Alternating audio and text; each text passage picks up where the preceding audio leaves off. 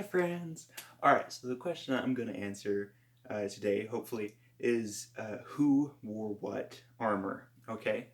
I'm really going to try to focus on just the armor because so many things go into this. So many just like economics and history and what weapons they were using and what you wanted to wear. So I'm going to try to narrow it down. I already did one take of this. I looked at it. It was a half an hour long. Oh my gosh, it's crazy. This is such an interesting topic to me. So if anyone wants to know any more details about anything that I say, please let me know in the comments. I'd love to answer them either in the comments or as a video. All right, so here we go. I'm gonna try to get into sort of speed round mentality. All right.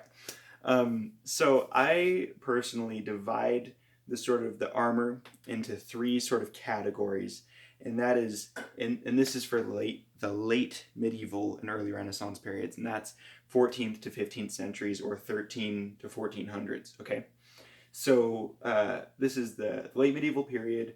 I kind of divide it into the sort of everyday person as the lowest or minimum amount of armor.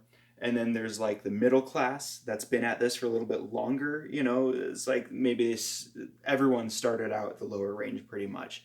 As you would go, you would accumulate armor.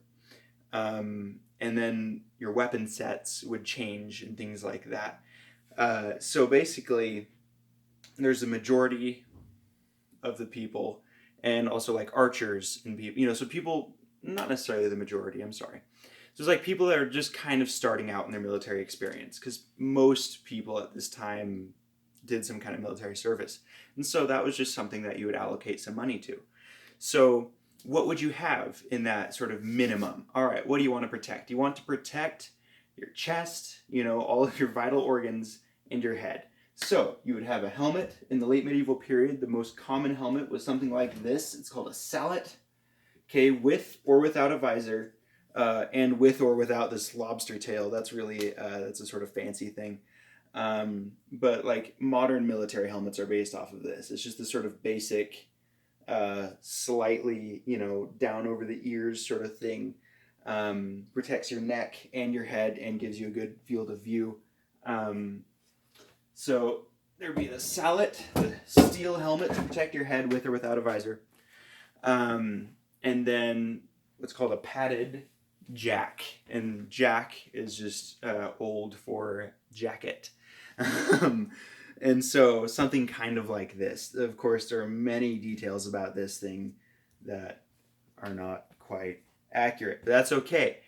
So the more middle class everyday man, you'd probably have a thick, thicker than this, if he's wearing it alone, without anything else over it, and it would usually be a sort of white or cream color, and then maybe a chainmail shirt that would make the padded jack a little bit thinner because they could afford that. So that sort of area. So like very bare minimum helmet, padded jack. And I could get into the weapons, but that is what would make this video intolerably long. So that's okay. Basically, bucklers are your friend. Buckler, just a small shield. It's technically a weapon. Shields are weapons, but it is also something that would provide protection. So that is kind of the minimum level of protection that you could have, is padded armor, helmet, buckler. Okay, so you see archers, and of course probably a sword with that buckler. And so you'd see archers, you'd see spearmen, you'd see all kinds of people wearing that sort of base. And then you see a lot people kind of augmenting that base. Okay, so you'll start to see, and this is where you kind of get into the middle category of armor, which is kind of the biggest one in my opinion, because that's what most people were wearing. Really, really, a lot of people were wearing that base with something to augment that. Archers wouldn't really need a whole lot more than that because they're not in the melee the whole time. They're sitting there firing arrows away from the battlefield. So archers, they were just fine, just wearing their padding and their helmet. Okay, so, but personally, if I was in the melee, if I knew I'd be in melee a lot, how would I know I'd be in melee? Is if I'm holding a melee weapon.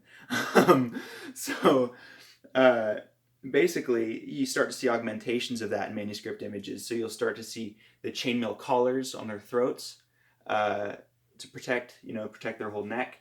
You start to see maybe some plate on their elbows. You'll start to see maybe gauntlets, maybe chainmail, plate like just on their knees maybe, which would give you enough mobility to be able to walk for a long distance and stuff. So stuff like that. And then, of course, within that sort of middle area, once again, it's probably the biggest area, you also start to see what's called the Brigandine. And that is a wonderful form of plate armor. And that is a bunch of little like squares or strips of metal riveted together underneath a fabric covering. So like that classic sort of studded leather that you see in fantasy all the time, which didn't exist. I'm sorry, it didn't. What that maybe is being mistaken for is Brigandine, or like they saw Brigandine and mistook it for studded leather. When all you're seeing is those rivet heads, those rivets. Rivets, by the way. Rivets are just these little tacks of metal that help keep things together and also provide a lot of flexibility. So Brigandine is basically something kind of like this, where it's all riveted together, but then it would have a fabric covering over it, and that would really help it keep together. It would make it so you couldn't just thrust up under it with a weapon, and it would also make it so it wouldn't rust as much. I don't know if you saw that in frame, but it's so that was Brigandine, and that was really effective, and that is where you start to bleed from that middle range into the upper style of armor. And this is someone who's been at this military business for a long time, or they just got really lucky multiple times. And they want to make a career out of this. So they want to put more money into their personal protection because they're going to do more fighting. Okay, that's where you get people like that. And that's when you'll see like a Brigandine, okay, on their torso. The Brigandine, it was really cool.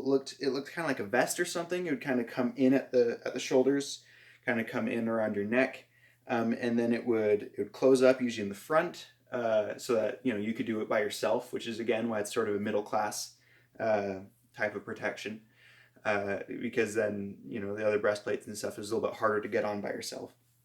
But anyway, so you'd often see for these professional soldiers, professional usually foot soldiers.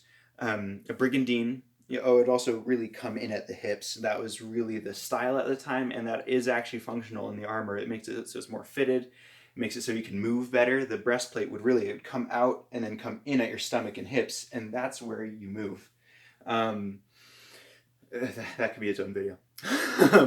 But anyway, so you usually see Brigandine, and those can be a bright color, which is kind of cool, and then full plate, or at least like most of the plate on their legs, and maybe chainmail sleeves on their arms, or full plate on their arms. So that's where you start to see that really good level of personal protection. It's like you can get by with a padded jacket and a sallet, sure. However, if you're going to fight a lot and you have the money to buy more protection because you've been on these successful campaigns, people would start upgrading to this sort of thing. So that is a formidable force. Okay, plate armor is effective, all right? And this is plate armor with like padding, thinner padding, but padding and chainmail in the gaps and stuff like that. So that's where you start to get someone who would be really difficult to hurt. And that's hard when they're trying to hurt you, okay? And there are plenty of knights and men-at-arms too, who would also use Brigandines a little bit, just because they preferred them. So that's the sort of upper level of armor. And then of course, within the upper range of that upper level of armor is the full steel plate. No covering in the 15th century, at least. There was a lot more covering of your plate harness in the 14th century. 15th century, sorry, getting all mixed up. 15th century, they really liked the look of the bright, they called it white armor, which is really cool looking. And it kind of showed hey, I can afford all this steel. It's kind of cool. Anyway, that's not the only reason. It was a fashion thing. Um, so that upper and high end armor is where you get that full knight in shining armor, that complete covered in steel. Those would be the people on their horses with servants to help them get into their armor, and to help carry it around, to help polish it, because that would take a lot of polishing, because rust damages it. So yeah, that's really where you get that whole range. And of course, all these different people would use different weapons depending on their level of protection. Um, but that might be its own video. If you guys have any questions about specific weapons, I'd love to answer them, or any more detail, if you want any more detail about any pieces of armor that I mentioned here. But yeah, so thanks so much for watching, and until then, I'll see you next time.